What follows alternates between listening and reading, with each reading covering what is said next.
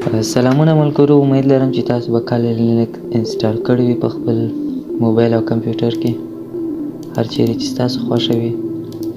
نو ما په کمپیوټر کې اوس انسټال کړی دی. ما څخه ډېر ملګري پوښتنه کوي چې موږ باید په کوم ویمویډ کې لینکس انسټال کړو، او زموږ چې کله لینکس انسټال په کمپیوټر کې نو وینډوز خو به د منځه نه ځي. یا ویمویډ د همدغه لپاره دی چې موږ دا ماشین هم وینډوز او هم لینکس دواړه پکې انسټال کړو. نو نن به زه تاسو ته وښیم د لینکس یو څو بیزیک سیټینګونه چې ستاسو په لومړي سر کې پکارېږي. نو راځه زه لینکس اوپن کوم.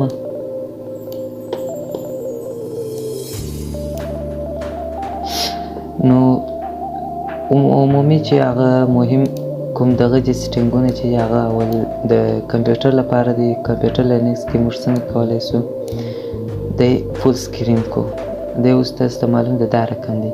نو موږ څنګه کولی شو چې لینکس په کمپیوټر کې فول سکرین کړو. نو د هغه لپاره به تاسې لومړی دغه اپشن انتخاب کړئ. کله چې مو دا وویله خو بیا هم فول نه شو، نو تاسې به دلته راسئ سیټینګ ته. دا کله چې سیټینګ ته راسئ نو په سیټینګ کې به ډسپلی سیټینګ ته راسئ او دلته به ریزولوشن پیدا کړئ. نو دا د ملګرو په دې کې تاسې انتخاب کولی شئ، هر انتخاب چې نو زه راځم کوم یو انتخابوم. همدغه ملګرو د 1480 ایکس په 288 کې، نو تاسې هم کېدای شي دغه انتخاب کې ښه دی. نو دلته به په دې اپلای بټن باندې کلیک کوئ، ځکه چې تاسو کله دا اپلای نه کړئ نو فول سکرین نه کېږي.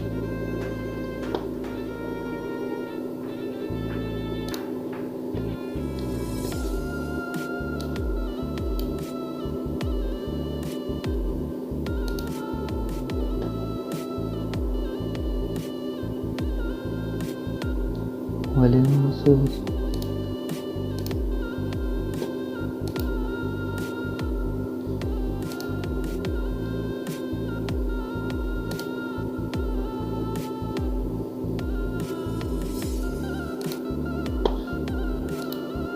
څه مشکل دی؟ ډسپلی ولې نه اپلای کېږي؟ نه دا نه، کوم یو ته وځم دا 1400 ده. اوس نو راځو اپلای.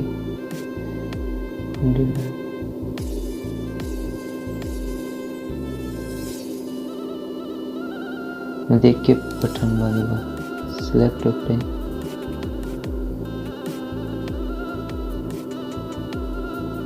او کلوز به کړئ.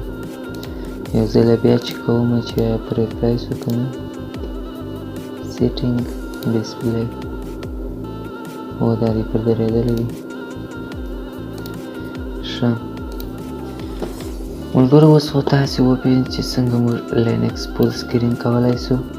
تاسې که چېرته غواړئ چې دا هم دا پورته پرده له منځه یوسئ، نو دې لپاره به تاسې دغه بټن انټر فول سکرین موډ، دغه فول سکرین موډ باندې به کلیک وکړئ. وینئ ملګرو چې لینکس موږ سره فول سکرین شو. اوس که څوک غواړي مطلب د لینکس بیکګراوند چینج کړي، د چینجولو لپاره سیټینګ ته او ډیسکټاپ ته. کله چې تاسو ډیسکټاپ ته راغلئ ملګرو، دا دی تاسې هر یو دغه چې پر انتخابوئ، خوښه ستاسو خپله ده. دا خوند کوي؟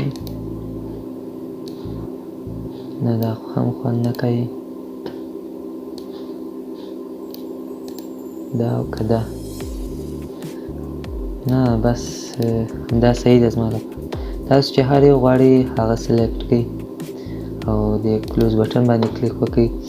هغه نه وروسته چې وینئ دا ټرمینل دی، له دې لارې هم تاسې ټرمینل اوپن کولی شئ.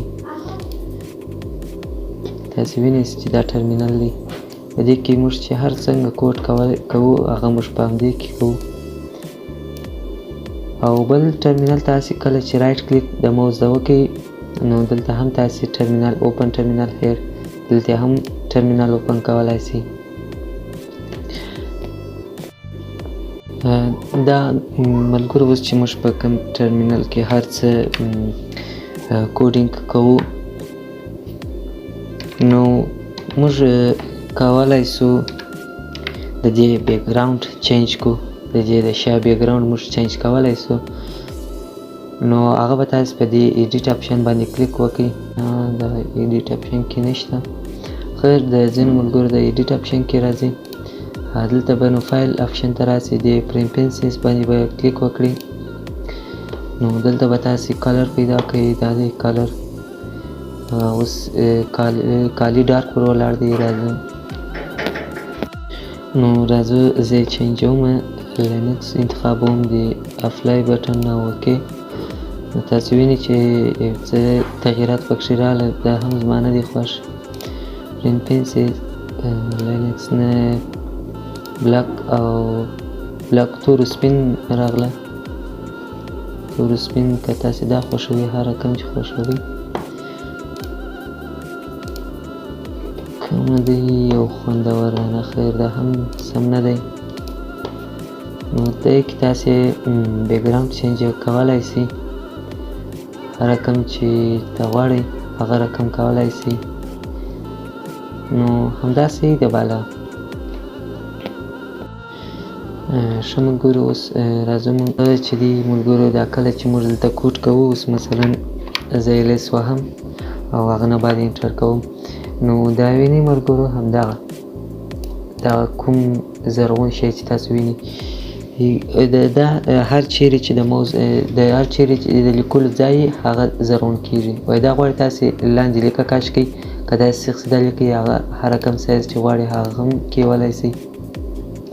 نو هغه به دا شیفت ته راسئ، دا اوس بلاک کورسورس دی، نو دا تاسې انډرلاین کولی سئ، اوکې کړئ. اوس تاسې وینئ ملګرو داسې یو انډرلاین لیکه راغله. اوس بیا راځم زه کوډ کوم ملګرو، وینئ هر ځای چې کوډ لیکل کیږي هغه انډرلاین کیږي، وینئ ستې. راځو یو بل هم کولی سو همدغه ملګرو چې سیده لیکه تاسې وینئ چې وینئ همدغه دا تاسې کولی سئ ملګرو، کولی سئ چې هر رقم ستاسو خوښ وي هغه رقم یې کولی سئ. نو دا څو بیزیک سټینګونه وه چې کیدای سي ستاسو خوښ واوسېږي. نو راتلونکي ویډیو کې به انشاءالله موږ کمانډ لاین باندې کار کوو، کمانډونه به پېژنو چې کمانډ څه ته دی. نو نور د نه اجازه غواړم ملګرو، د الله په امان، ښه وخت.